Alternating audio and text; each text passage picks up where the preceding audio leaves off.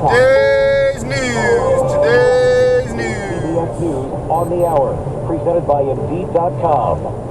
I'm Peter King in Orlando. The White House isn't specifically commenting on the Washington Post report that recent classified document leaks came from someone working at a military base. President Biden has just spoken about that leak publicly for the first time. I'm Stephen Portnoy with the president in Dublin. Mr. Biden says a full-blown Justice Department investigation into the leaked documents is now underway. He was asked for an update on that probe. We're getting close. I don't have enough. He was also asked about the impact of the leak, which has rattled U.S. allies. He at first said he's not concerned. I'm not concerned about the leakages. I'm concerned with what happened. But there's nothing contemporaneous that I'm aware of that could talk about. The White House promises a continued fight for abortion rights after a federal appeals court ruling that keeps a popular abortion pill on the market with some restrictions. Press Secretary Karine Jean-Pierre. We are going to continue to fight in the court.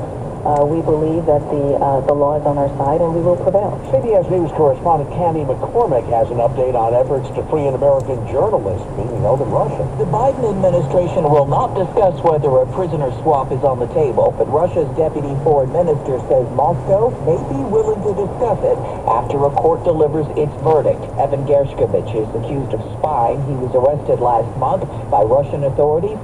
He's the first U.S. correspondent since the Cold War to be detained in Russia on those charges. The Fort Lauderdale area can expect more rain today. So far, it's gotten more than 20 inches in 3 days. Many streets have become rivers. This is just something else. I've never seen this much rain.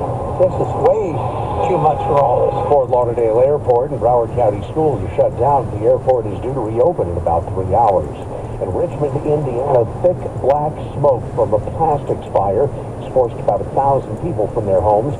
WTTV's Cameron Riddle. The fire is contained, according to the Richmond fire chief, but the concern now, as it continues to burn, is all of the toxic chemicals that are flowing through the air. A new study by UCLA says more than 200 measures have put restrictions on teaching critical race theory and grade skill numbers for the years 2021 and 22.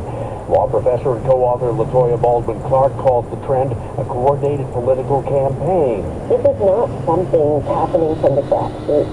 I mean, I think that that's absolutely wrong. We can see all of these organizations who are coming together. Just ahead of the opening bell, S&P futures are up 14, Dow futures are up 66. This is CBS News. Well, that's today's news. I didn't hear any good news, did you? I didn't think so. I guess it's all about perspective. The glass is half full.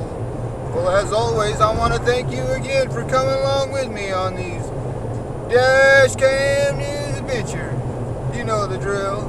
Peace, love, and all that hippie jazz. Bye-bye, everybody.